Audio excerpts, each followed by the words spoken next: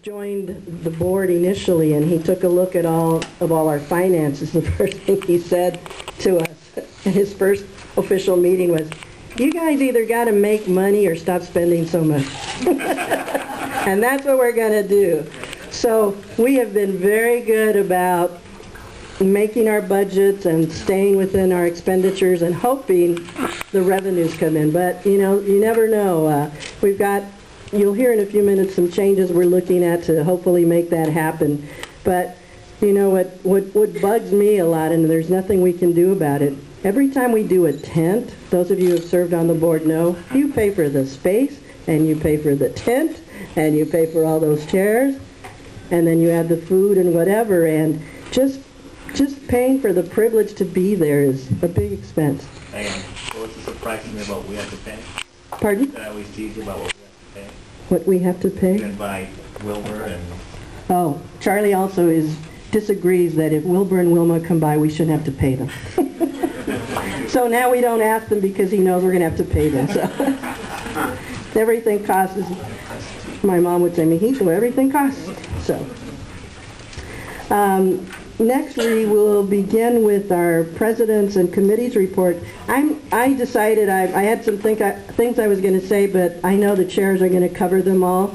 So my report will be very simple in that in summary, what I want you to know, what we've been trying to do through this year and into next year is to start forming standards and policies so that our successors can just pick up files and start work. It won't be, what do we do, where is it, what did we do before? It will all be there. Sarita, you have your notebook there, right?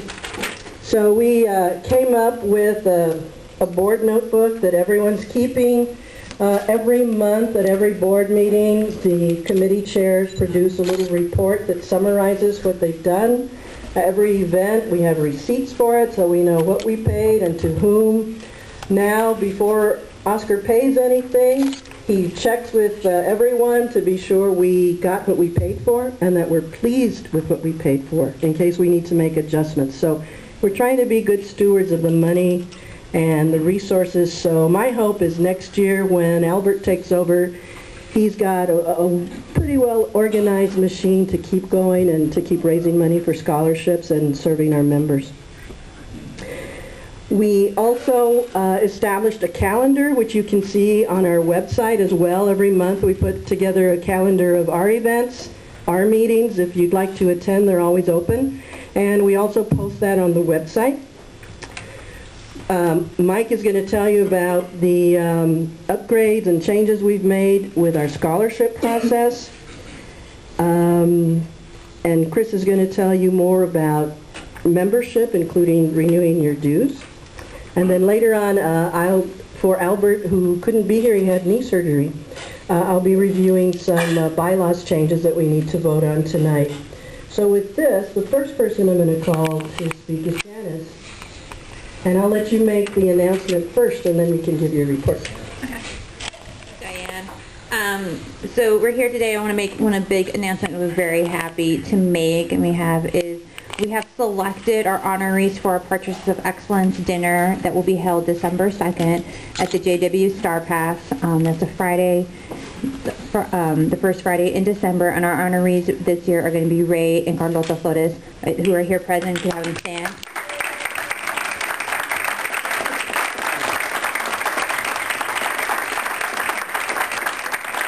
I think we can all agree in this room that you do an amazing amount of contributions to the community at large, as well as the U of A community, and we're more than honored to be able to recognize them for all the hard work that they do and all the contributions they make to our community. I'll just kind of give some quick highlights based on my report that you'll see in your packet materials. You'll see there's about 4 different things that the Special Events Committee is in charge for. We're responsible for putting on Hispanic Heritage Day, Homecoming, the Portraits of Excellence Dinner, and our Celebration of Excellence Luncheon, which is held every May. In addition to that, this coming year we're partnering with the Women's Plaza and with Edith Alessander's help and we're going to be helping honor and unveil the tribute to Latina and Hispanic women that is part of the Women's Plaza, and that will be also in October this year. So we're very excited to partner up with that entity on campus and recognize the impact that Latina women have made in our community. Hispanic Heritage Day this past year was October 9th. It was a huge success.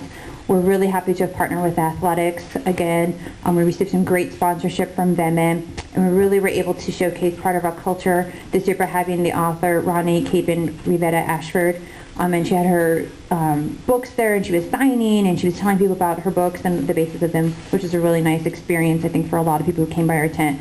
We had a great spot this year, so it was a huge success, and that's really a contribution to Aaron. He did an amazing job coming in for his first year and really taking over the program and really getting it going and making sure all the planning and execution took place. This year, Hispanic Heritage Day is going to be on Thursday, October 20th. For all your football fans, that is the UVA-UCLA football game. It's going to be televised on ESPN. And due to that, unfortunately, Hispanic Heritage Day is traditionally on a Saturday. But because of that, Hispanic alumni has made the decision, just with logistics, it's a little difficult to put on a full-blown tailgate to the caliber that we like. And so we're going to be doing a little bit something different this year. There will be Hispanic Heritage Day activities. There's going to be some great entertainment. Actually, Patsy Klein, who's here today, helps coordinate with the athletic department and the School of Music every year. And there'll still be an art contest. And we're still going to be doing something to get everybody out there and help support the Wildcats and recognize Hispanic Heritage Day. So more details to come later this summer and early part of the fall. Homecoming was October 23rd. It was a great time. We had Zumba dancing out there. Probably one of the highlights for those of you who came by our tent is President Shelton actually got on the stage and was dancing Zumba with the Zumba instructors. It was pretty amazing to watch. And yes, there are photographs of that. So we had a great time. This year we're looking into efforts. Just there's a lot of restrictions that the Alumni Association put on and a lot of new policies that they had to institute that made it a little bit difficult for our members to participate in homecoming to the level they would like. So we're looking to reevaluate our efforts for homecoming. We'll be having some sort of a homecoming tent. This year we're not sure exactly the details on what that's going to look like, but again, more information to come later this year. Homecoming is scheduled for November 5th this year, so make sure to put that on your calendar as well. Portraits of Excellence was a huge success. Thank you to everybody who helped out with Portraits of Excellence, especially thanks to Sarita Miranda and to Clara Lamida, who isn't here today, and of course Oscar with all our events who helps us coordinate everything. It was a huge success, and we're really honored and happy to be at the JW Star Pass and hope to make that our permanent home for future years. This year we really had the opportunity to honor Bob Baffert, which was a huge honor. And we were really able to gain some publicity and get into some markets and areas that we weren't having to before in the past, so that was a really great event. We had approximately 300 people to attend the event, which was great, especially in light of the economy. We're really happy, so thank you to all of you who came out and supported the event, and we hope to see you again this coming year. Again, like I said, it's going to be Friday, December 2nd at the JW Marriott Resort and Spa. We're going to be honoring Ray and Carlota Flores. Tickets will go on sale in October, so look for your mailboxes for both the save the date and the actual invitation. Tickets this year are going to be $150 a ticket, and tables of 10 are going to be $1,250. So more details to come out later in the year, but keep that in mind. Keep that in mind as you're budgeting for your year and what you want to do. Keep that, maybe that's your little Christmas present to yourself. Come out and have a great time and some great food, and for a great cause. We'll have the proceeds going to our programs. Our Celebration of Excellence luncheon this last year was chaired by Sarita and Maria Miranda, who Maria unfortunately isn't here today. It was a great event. It's an event every year where we honor 2 undergraduate and 2 graduate students. We had it at the Arizona Inn this year. We also had the opportunity, we also feature somebody from the campus to give a talk on an issue related to education and Hispanics. And this year we were fortunate enough to have Dr. Carlos Gonzalez. For those of you who may not be familiar with who Dr. Gonzalez is, he is the gentleman who provided the blessing at the Obama Memorial that was held at McHale here on campus. He gave a great speech about diversity, education, and cultural awareness, and how his culture made an impact in his educational experiences. It was well attended. We had a number of U of A officials there, and we really appreciate the support of both the Alumni Association as well as people such as President Shelton and Milton Castillo was at our event, as well as former Vice President of Business Affairs Joel Valdez. The 2010 luncheon is actually going to be held hopefully again at the Arizona Inn, and we're looking to have it on Friday, April 27th. That's kind of all I have for this year, but look for your mailboxes. Information will be going out later this summer, first part of the fall, listing all of the events for the year. And again, a special thanks to everybody who helped out with all of my committees this year and really helped on have a successful year. We're hoping to build again on that. So, thank you.